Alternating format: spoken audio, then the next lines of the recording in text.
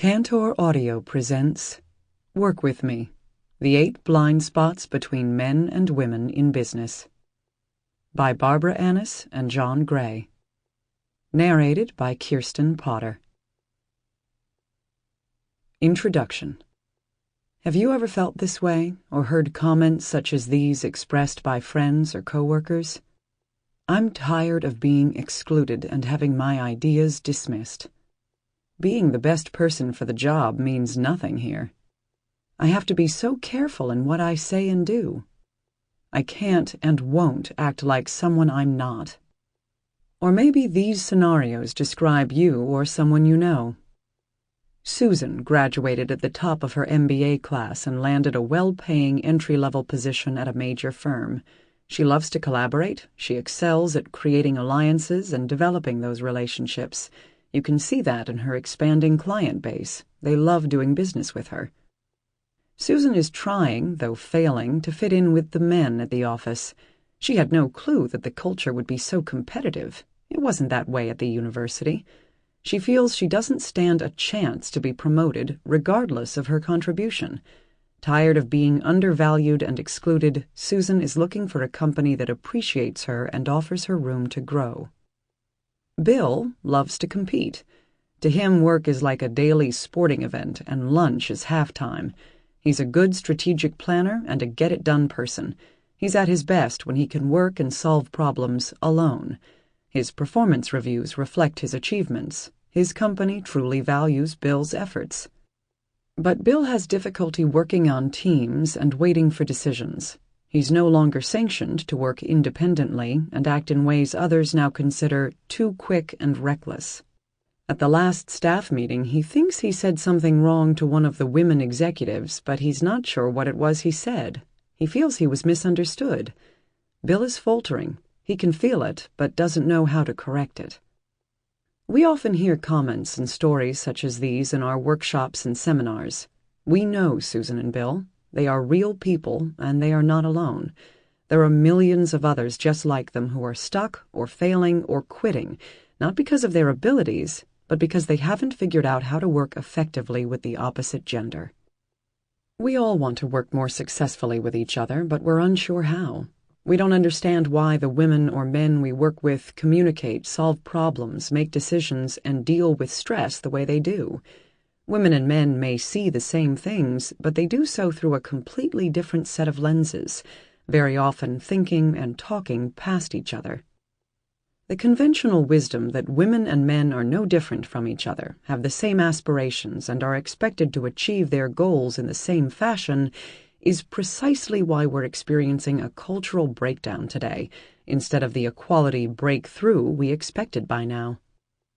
In blind pursuit of gender sameness, we've painted ourselves into a corner.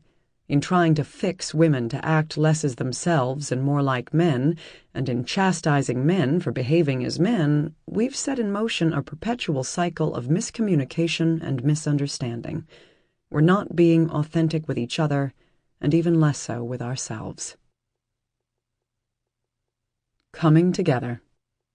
Epiphanies tend to put us on paths that lead to even greater discoveries and, at times, amazing synergies.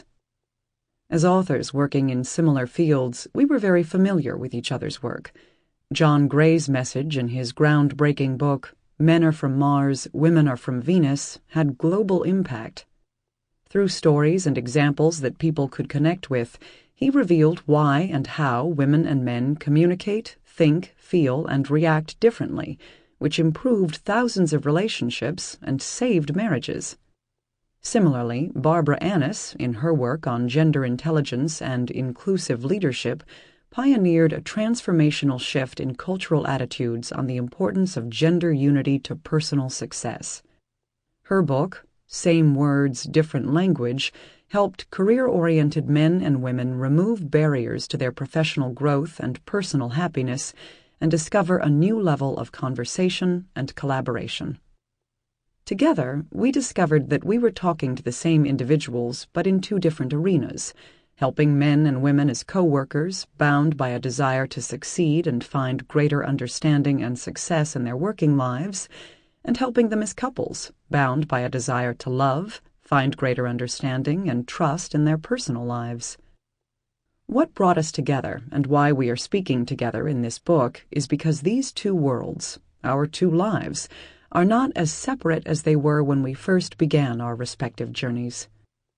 Paralleling men's and women's desire to understand and be understood in the workplace and at home is a growing need to find congruity in their work life and personal life. We're looking for ways to orchestrate our jobs, relationships, and responsibilities so that everyone feels appreciated and fulfilled, but we're often blind to each other's needs and expectations, and often unable to express and satisfy our own needs. Recognizing our blind spots. When driving a car, our sides and rearview mirrors don't often reveal everything we need to see.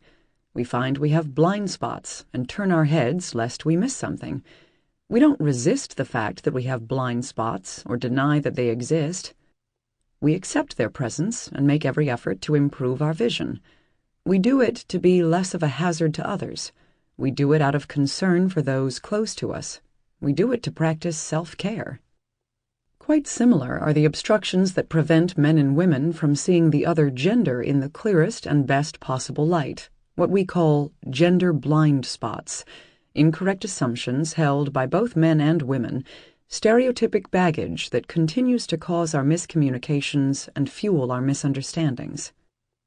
Men and women truly want to see each other clearly, but they can't read the other gender well enough. They can't communicate cogently. They don't know how to listen or what to listen for. They're trying their best to work together effectively and find greater happiness in their personal lives, but they're coming up short in so many ways. The purpose of our book is to expose and eliminate our blind spots conclusively. It's time for a cultural shift in our thinking. What we need now, more than ever before, is a new level of awareness and attentiveness to each other's needs, a depth of understanding we call gender intelligence. Growing in gender intelligence.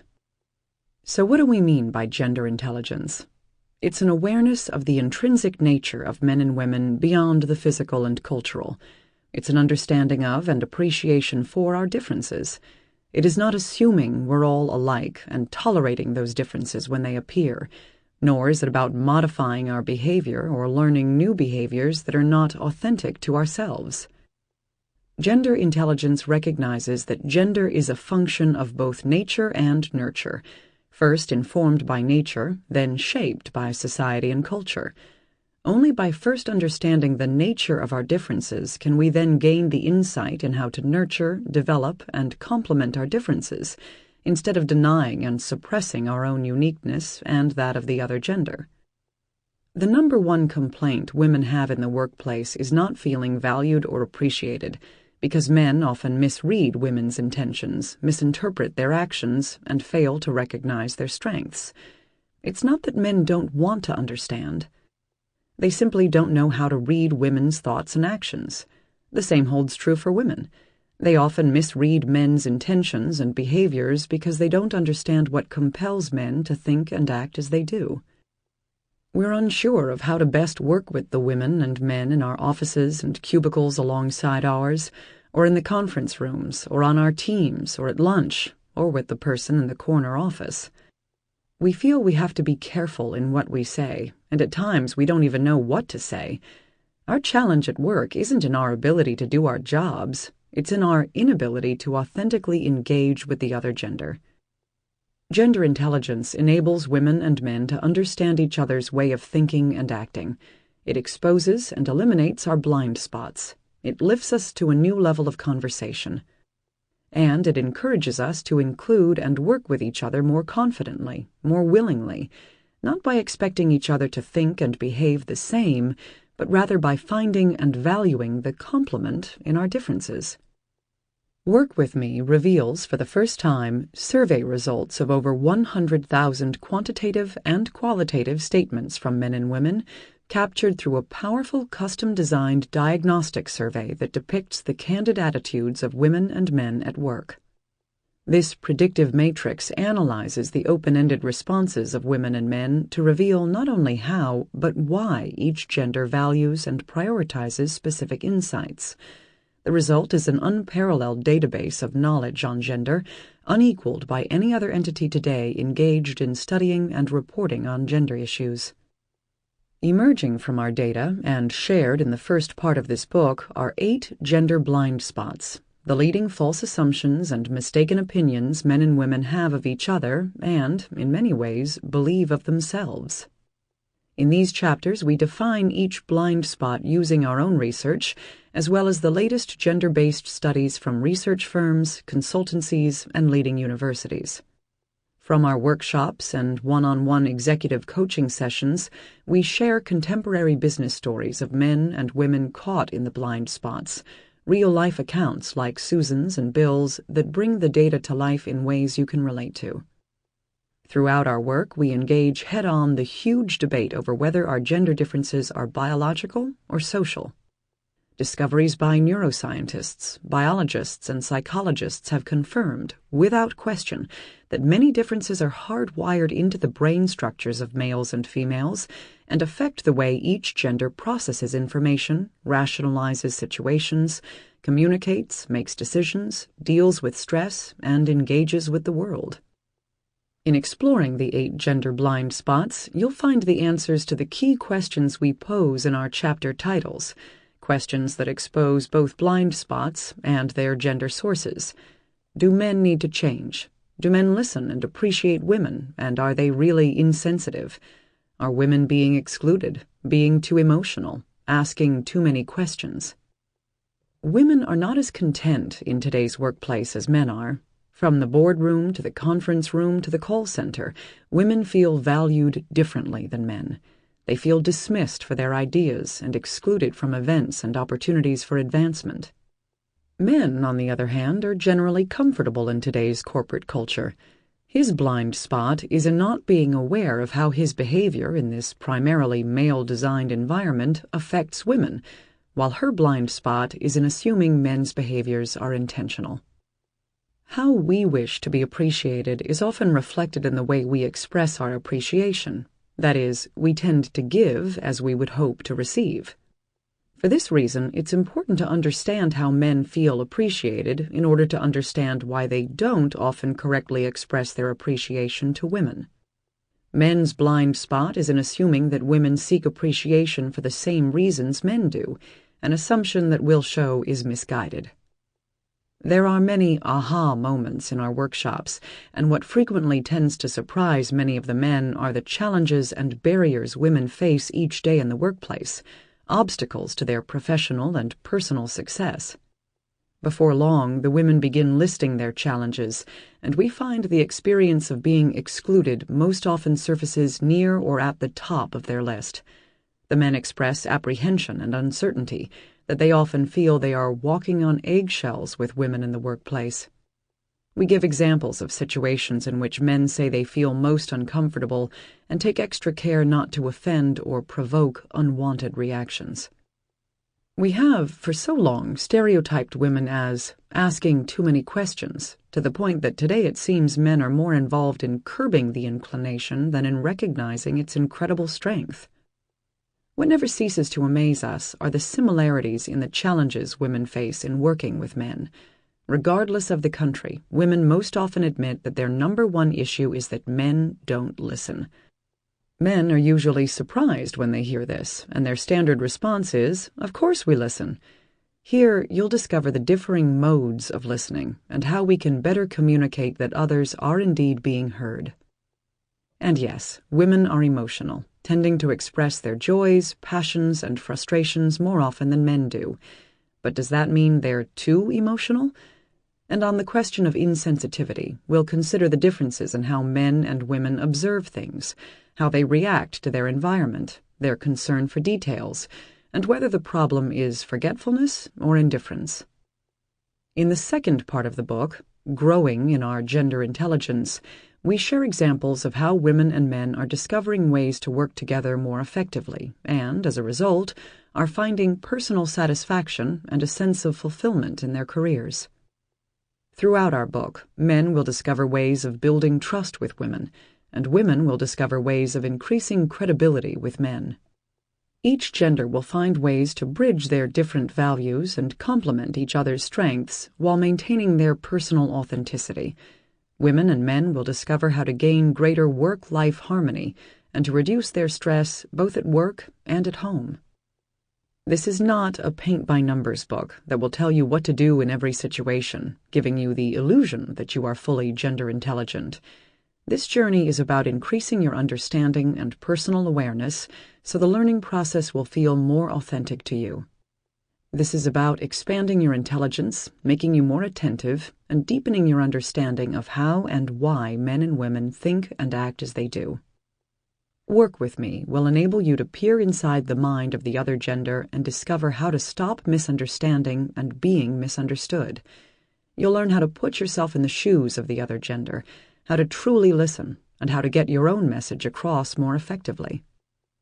Greater understanding can only lead to a greater appreciation for each other and the realization that our gender differences can be so amazingly complementary. Through the insights gained in this book, you will learn to stop the blame game, to see each other for the first time without blinders, to value each other, to want to work together, and to find greater success and satisfaction at work and in your personal lives. Women and men in our workshops and seminars often ask how the gender blind spots that are so present in their work lives appear in their personal lives. Not only do they hope to learn how to be more gender intelligent at work, but they also want to understand how gender blind spots affect relationships outside of work. Throughout this book, we will offer brief glimpses into the personal side of life and explore how gender blind spots affect the lives of couples, parents and children, and dating relationships. You'll also discover that once you are on this journey, you will want gender intelligence to be an ongoing pursuit. You will find yourself often asking the question, "Am I being gender intelligent?" You will forever seek opportunities to look deeper within yourself and discover ways to share your authentic self with the other gender. Let's now begin this journey together. 1. Are we really the same? Lorenzo, an investment banker for over 20 years, manages a profitable branch office in Dallas, Texas. He has a great team of dedicated employees who enjoy working together. Judy, one of the 2 women on the team, has always felt a little uncomfortable with Lorenzo's occasional and slightly off-color jokes during team meetings, as well as with his compliments on her attire, but she considers him a good boss to work for. She doesn't know how to give him feedback, though. She doesn't know exactly how to say it, nor can she predict how he'll react. That could change the course of my career, she thinks. Judy emails her Human Resources Department in Houston asking for guidance, and HR does its role by filing a report on Lorenzo and contacting the legal department. Legal, along with HR, meet with Judy, and in their effort to come to a by-the-book solution, relocate Judy to another branch, an outcome she didn't expect and Lorenzo certainly didn't want, as Judy was one of his top performers. Judy's 15-minute drive to work is now a 2-hour commute, plenty of daily drive time to reflect on what happened and why it all unraveled so quickly. Needing to vent, she shares this story with her attorney friend. He suggests that she has a great case against Lorenzo and encourages Judy to sue the company. She takes his advice, wins the case, settles for an undisclosed amount of money, and retires. Lorenzo was blindsided by all of this. "I didn't know I was doing anything wrong. I didn't mean any harm." The company does the only thing it could do and fires Lorenzo. His chances for getting another job are impossible now with this sexual harassment charge on his record. His career is toast. He asks his personal lawyer if he has a case and ends up suing the company for not providing adequate training in sexual harassment. Lorenzo wins his suit and retires. Lorenzo didn't know his words were having that kind of effect on Judy. It wasn't his intent to insult or sexually objectify her, as was claimed in court. "I thought I was flattering her, making her feel good about herself." Judy knew Lorenzo never intended to harass her. She wanted to preserve the relationship and her job and not offend Lorenzo, but it just made her feel uncomfortable, and she didn't know how to talk to him about it. Her request for support from HR set in motion a litigation machine that resulted in a costly settlement to the company, Lorenzo out of work, and Judy stuck in traffic. Why should we care? Considering the cost, many companies have every reason to fear a sexual harassment lawsuit. Complainants today receive, on average, $250,000 if she or he wins a trial. In addition, the defendant company has to pay all attorney's fees. Settlements themselves can cost a company tens of thousands of dollars, but verdicts against a defending company can cost millions. The U.S. Equal Employment Opportunity Commission has received an average of 12,000 sexual harassment complaints every year for the past 10 years. Considering the pervasiveness of diversity training programs since the 1990s, you would think that number of complaints would decline. Each year, about half of the charges are dismissed with no reasonable cause. The ones that do stick cost employers approximately $50 million annually. Then there are the personal costs.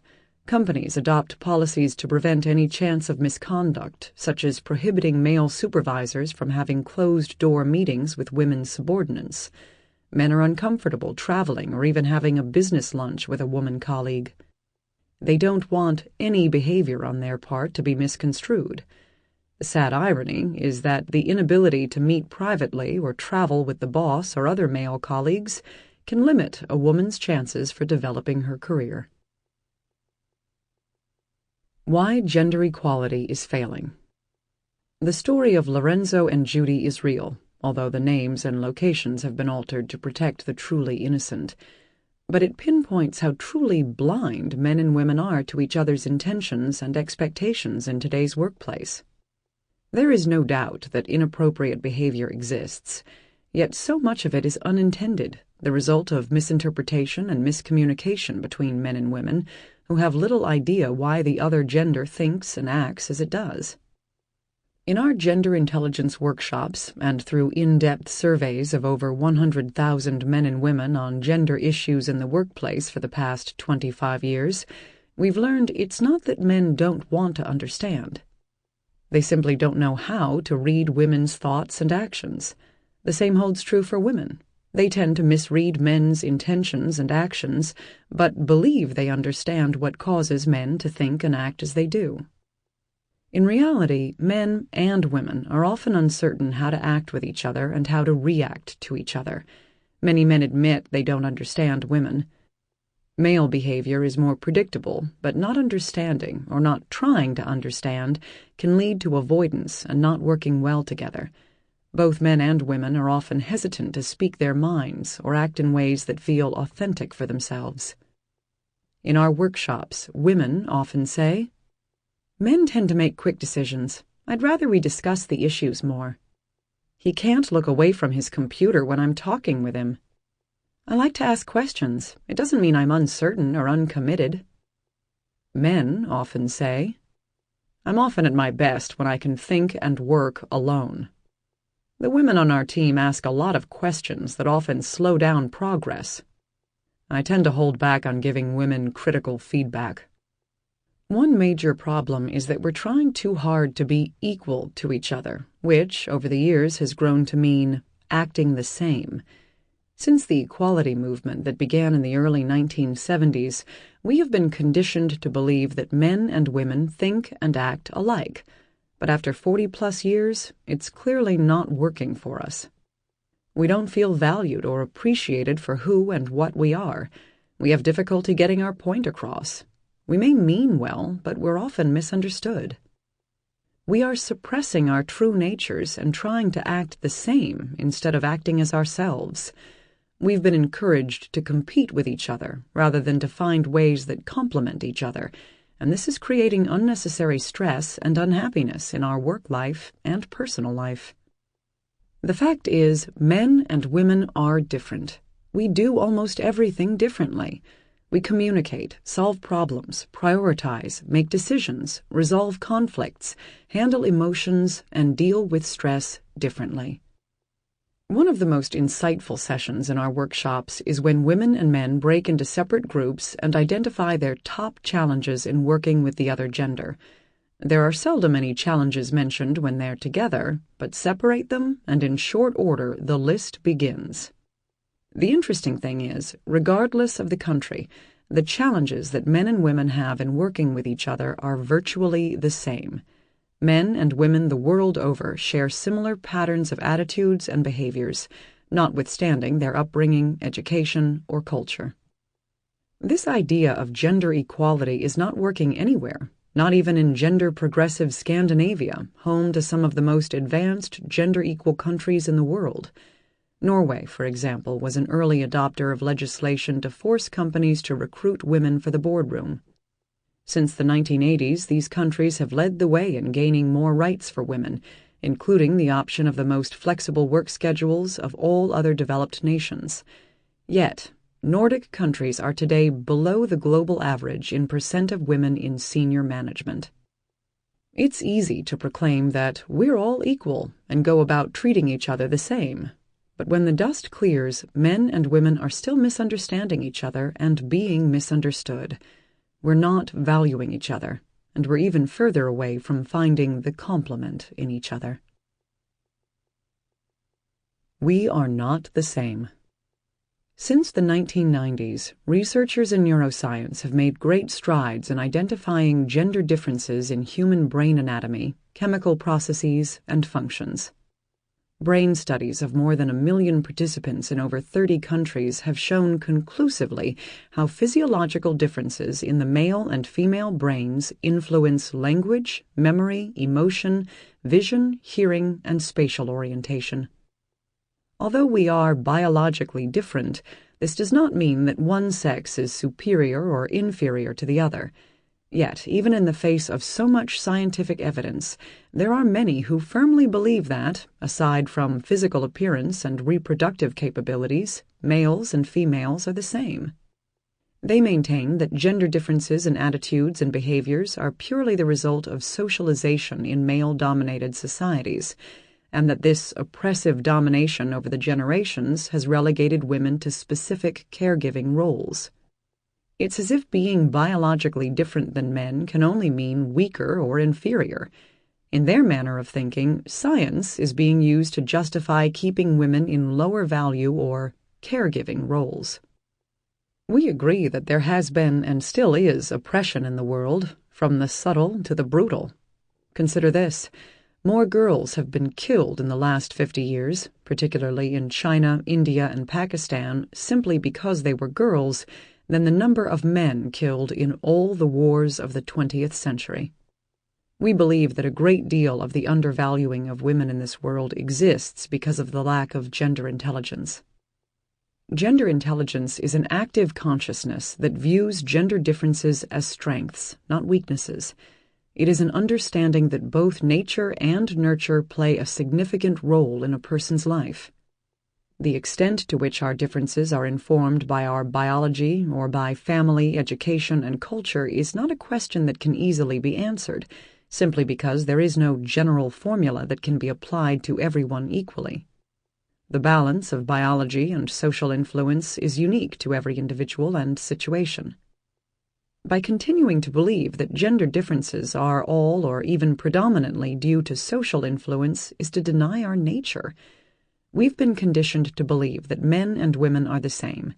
We often over-expect the opposite gender to think and act the same, and we often undervalue the differences when they show up. We over-expect similarities. Of the 8 gender blind spots in this book, the belief of sameness is the greatest obstruction to our improved vision of each other. It's the foundational assumption underlying most of the false expectations men and women have of each other, and the source of nearly all of our misunderstandings and miscommunications. Despite the fact that today women make up half of middle management in pretty much every industry, the working world they've entered has been designed, for the most part, by men for men. Men are, by and large, very comfortable in this environment and generally don't see any need for change. It's often uncomfortable for women who have little choice but to adapt to the male style of work. Men didn't intentionally plan this as a way of keeping women out.